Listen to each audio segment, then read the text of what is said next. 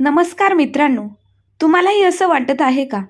तुमची मनःशांती भंग झाली आहे, विचार थांबत नाही, मनस्ताप होत आहे.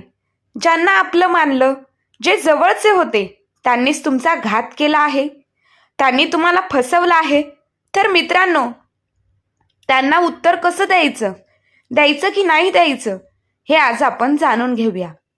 भगवान श्रीकृष्णांच्या या दोन गोष्टी आज आपण जर लक्षात ठेवल्या ना, तर आपल्याला कुठलंही टेन्शन येणार नाही. उत्तम प्रकारे आपल्याला जीवन जगता येईल. आपण कुठल्याही क्षेत्रामध्ये काम करत असाल, शैक्षणिक क्षेत्र असो की व्यावसायिक क्षेत्र असो किंवा सुरक्षा क्षेत्र असो किंवा शेती असो, कुठलेही क्षेत्र असू द्या, फक्त भगवंताने सांगितलेल्या दोन गोष्टी आपण लक्षात ठेवायच्या आहे. आणि त्यासाठी ह्या कोणत्या दोन गोष्टी आहे, त्यासाठी आपण आमचा हा व्हिडिओ शेवटपर्यंत फक्त ऐका आणि शेवटी आम्हाला कमेंट बॉक्समध्ये ओम नमो भगवते वासुदेवाय नमः अशी कमेंट जरूर करा. चॅनलवरती प्रथमच असाल तर नक्की सबस्क्राईब करा. तर मित्रांनो, ही पहिली जी गोष्ट आहे ती एका बिझनेसमॅनची. एक फार मोठा बिझनेसमॅन होता आणि हा जो बिझनेसमॅन आहे ना, तो सतत चिंता करत राहायचा, काळजी करत राहायचा की माझा बिझनेस भविष्यामध्ये चालेल का, माझा बिझनेस पुढे वाढेल का, आणि माझा जो मुलगा आहे तो हा संपूर्ण बिझनेस सांभाळू शकेल का, असा तो नेहमी काळजी करत बसायचा. आणि विशेष म्हणजे या बिझनेसमॅनला एकच मुलगा होता आणि तो मुलगा अतिशय हुशार होता. तो नेहमी आपल्या वडिलांना म्हणायचा, बाबा, मला बिझनेसमॅन येण्याची तुम्ही संधी द्या. मला बिझनेस चांगला समजतोय आपला, परंतु हा बिझनेसमॅन आहे तो आपल्या मुलाला कधीही आपल्या बिझनेसमध्ये काम करण्यासाठी बोलवत नसे. त्याला नेहमी वाटायचे की माझा मुलगा लहान आहे आणि त्याला हे जमणार नाही. मुलाची खूप इच्छा होती ह्या बिझनेसमध्ये येण्याची, परंतु तो येऊन देत नव्हता. असं करता करता अनेक दिवस निघून गेले आणि एके दिवशी त्या बिझनेसमॅनला हृदयविकाराचा झटका आला, अटॅक आला. त्याला तात्काळ हॉस्पिटलमध्ये दाखल करण्यात आलं आणि मुलगाही त्या ठिकाणी क्षणाचा विलंब न करता आपल्या पित्यासाठी त्या हॉस्पिटलमध्ये धावून आला. दवाखान्यात पोचतच बसल्यानंतर डॉक्टरांनी मुलाला बोलवलं आणि सांगितलं, परिस्थिती फार नाजूक आहे, परंतु हळूहळू सुधारेल. तुझ्या वडिलांची परिस्थिती. आता हे सगळं ऐकल्यानंतर मुलानं कोणीतरी जोडीला असावं म्हणून त्या हॉस्पिटलमध्ये आपल्या एका जवळच्या मित्राला बोलवून घेतलं. मित्रही त्या ठिकाणी आला आणि मुलानं आपल्या मित्राला सगळी हकीकत सांगितली आपल्या वडिलांबद्दलची. आता हे सगळं सांगून झाल्यावर तो बिझनेसमॅनचा मुलगा होता जो आहे तो आपल्या मित्राला म्हणाला, चल जरा बाहेरून फिरून येऊ. आपण डॉक्टर तर त्यांचं काम करत राहतील. आणि हॉस्पिटलमधून जेव्हा ते दोघेही बाहेर पडले, मित्र, आणि जवळून पाहिलं, त्यांनी पाहिलं की आईस्क्रीमवाला चालला होता गाडी घेऊन. बिझनेसमॅनचा मुलगा आपल्या मित्राला म्हणाला, चल रे, थोडी थोडी आईस्क्रीम खाऊया आता. त्याच्या मित्राला हे सगळं ऐकून धक्काच बसला.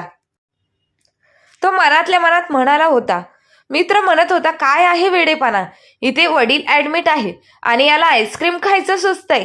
परंतु काही त्या ठिकाणी तो मित्र बोलला नाही. आईस्क्रीम घेतल्यानंतर दोघे आईस्क्रीम खाऊ लागले अगदी आनंदात. आणि तो समोरचा मित्र होता, त्याला रावणाला त्याला वाटलं होतं की बोलून दाखवावं. आणि तो म्हणाला आपल्या मित्राला, मित्र, मला समजत नाही रे, तुझा बिझनेस सध्या वाईट परिस्थितीमध्ये आहे. तुझे वडील ICU मध्ये आहे, त्यांना हार्ट अटॅक आलेला आहे. तू इथे मस्तपैकी अगदी कुठलंही टेन्शन न घेता आईस्क्रीम खात बसलाय. तर मित्रांनो, या ठिकाणी ज्या बिझनेसमॅनच्या मुलाचं जे उत्तर आहे ते फार ऐकण्यासारखं आहे.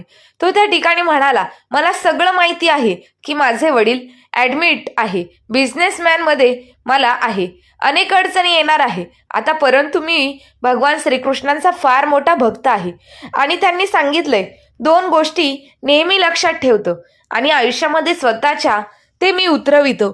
त्या गोष्टींचं पालन करण्याचा प्रयत्न करतो. त्यातील पहिली गोष्ट आपल्या सगळ्यांनाच माहिती आहे, आपण आपले काम करत राहायचं, फळाची अपेक्षा करायची नाही आणि माझ्या बिझनेसमध्ये मी प्रामाणिकपणे काम करत राहणार आणि मला खात्री आहे की आमचा बिझनेस नक्की प्रगतीपथावर जाणार आहे. आणि जी दुसरी गोष्ट आहे भगवंताने सांगितलेली, ती गोष्ट मी आज तुला सांगतोय. मित्रा, ध्यान देऊन ऐक. ही एक गोष्ट जर तू ऐकली ध्यान देऊन आणि तुझ्या जीवनामध्ये ह्या गोष्टीचा अंमल केला विचारांचा, तर जीवनामध्ये तुला कुठलंच टेन्शन येणार नाही. आपण तो बिझनेसमॅनचा जो मुलगा आहे आपल्या मित्राला गोष्ट सांगू लागला की भगवान श्रीकृष्णांचा विवाह माता रुक्मिणी मातेबरोबर झालेला. काही दिवसानंतर पुढे भगवान श्रीकृष्णांच्या मोठ्या मुलाचा जन्म झाला. त्याचं नाव प्रद्युम्न होतं. आणि पुढे बघा, प्रद्युम्नेच्या जन्मानंतर फक्त 10 दिवसातच त्याचं अपहरण झालं होतं. भगवान श्रीकृष्णाच्या मुलाचं आता अपहरण झाल्याबरोबर माता रुक्मिणी सतत दुःखी राहू लागली, काळजी चिंता करू लागली. भगवान श्रीकृष्ण रुक्मिणी मातेला समजावून सांगायचे, काळजी करू नकोस, तो भगवान श्रीकृष्णांचा मुलगा आहे.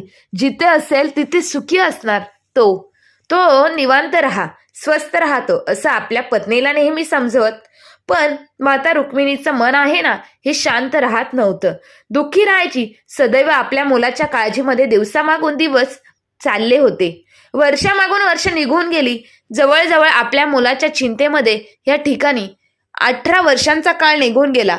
आणि 18 वर्षानंतर प्रद्युम्न द्वारकेमध्ये परत आला. परंतु द्वारकेमध्ये आल्यानंतर तेव्हा आपल्याबरोबर त्याची पत्नी मायावती सुद्धा होती. आणि त्या ठिकाणी समजलं द्वारकेमध्ये सगळ्यांनाच, म्हणजे भगवान श्रीकृष्णांना आणि मातेला सुद्धा ही प्रद्युम्नीची पत्नी मायावती ती प्रद्युम्नेपेक्षाही वर्षांनं मोठी होती. आता पहिल्यांदाच आपल्या मुलाला पाहून माता रुक्मिणी आनंदित होती. तर तिचं लक्ष नव्हतं कुठेही की एवढ्या वर्षांना आपला मुलगा परत आलाय. त्यामुळे तिला गगनात मावेनासा आनंद झाला. परंतु हा आनंद जास्त काळ टिकला नाही. कारण आपल्या मुलांना आपल्या वयापेक्षा 20 वर्षांना मोठ्या असणाऱ्या मुलीबरोबर विवाह केला आहे. हे सगळं ऐकून रुक्मिणी माता दुःखी झाली त्या ठिकाणी. आणि भगवान श्रीकृष्णांकडे जाऊन रुक्मिणी माता हे सगळं सांगू लागली की आपल्या मुलानं असं का बरं केलं की स्वतःच्या वयापेक्षा 20 वर्षांना मोठं असणाऱ्या मुलीशी लग्न का करावं. आणि सगळं ऐकून भगवान श्रीकृष्ण म्हणाले, जी गोष्ट घडली आहे ती स्वीकार करतो, चिंता करू नकोस. पण माता रुक्मिणी हे ऐकायलाच तयार नव्हत्या. सगळं मोठ्या मुलीसोबत लग्न का केलं, हीच त्या मुलगी भेटली का, असं ती गोष्ट सारखी चिंता करत होती. कारण जी घडलेली गोष्ट सारखी चिंता करत होती, जी घडलेली गोष्ट आहे ती स्वीकारणंही करत नव्हती आणि त्याला मानणंही तयार करत नव्हती. असं 1, 2, 3 वर्ष बरेच निघून गेली. आणि नंतर पहा, 8 वर्षानंतर माता रुक्मिणीने ही गोष्ट पटली. बघा, पुढे 8 वर्ष सकाळ निघून गेला आणि माता त्या ठिकाणी म्हणाली की प्रद्युम्नला खरंच मायावती ही जी मुलगी आहे ती योग्य, आणि जे घडलंय ते रुक्मिणी मातेने त्या ठिकाणी स्वीकार केला. परंतु माता रुक्मिणी आयुष्यामधील 26 वर्ष चिंता करण्यात घालवलेली. मित्रांनो, विचार करा, 26 वर्ष रुक्मिणी मातेने चिंतेत घालवली या सगळ्या गोष्टींमध्ये. आणि ही जी सगळी गोष्ट आहे सांगून झाली. बिझनेसमॅनच्या मुलाने आपल्या मित्राला, आणि बिझनेसमॅनचा मुलगा आहे त्या ठिकाणी म्हणाला, मित्रा, मी सुद्धा असंच आयुष्यामध्ये हे सगळं स्वीकार केलं आहे. ज्या माझ्या आयुष्यामध्ये घटना घडताय त्या घटनेचा मी स्वीकार केलाय. भगवान श्रीकृष्ण सांगतात की ज्या आयुष्यामध्ये आपल्या घडतं ते आपण स्वीकार करायला शिकायला पाहिजे, तरच आपलं आयुष्य जगणं सोपं जाईल. आपल्याला जे नियंत्रणात काही गोष्टी असतात ते आपण आवश्यक प्रयत्न करायचा, परंतु ज्या काही गोष्टी आहेत की ज्या आपल्या हातातच नाही, ते आपल्या नियंत्रणातच नाही, त्याविषयी टेन्शन घेत बसायचं नाही. तरच मित्रांनो उत्तम प्रकारे जीवन जगता येतं. कारण अशा काही गोष्टी आता असतात, तुम्ही कुठल्याही क्षेत्रात काम करत असा, एखादी घटना जर घडली तर ती परत माघारी येईल का, किती तुम्ही टेन्शन घ्या, उपाशी राहा, पाणी पिऊ नका, परंतु ती गोष्ट परत माघारी येऊ शकत नाही. जी माघारी येऊ शकत नाही, जी आपल्या हातामध्ये नाही, तिची काळजी करायची. आपण ती घटना घडून गेलेली, तो क्षण निघून गेला, तो परत येऊ शकत नाही. प्रत्यक्षात भगवंतांनी सांगितलेल्या त्यांच्या बाबतीत घडलेल्या घटना आहे त्या सगळ्या भगवंत सांगताय की काळजी करू नका. जे तुमच्या हातात नाही ना त्याची तुम्ही काळजी करू नका. घडणाऱ्या घटना घडत राहणार. म्हणून मित्रांनो, उत्तम प्रकारे जीवन जगण्यासाठी ह्या गोष्टींचा आपण अभ्यास करा, विचार करा आणि अशाच पद्धतीने आपण जीवन जगा. ओम नमो भगवते वासुदेवाय नमः अशी कमेंट जरूर करा. जर आपल्याला आजची ही कथा आवडली असेल तर. धन्यवाद.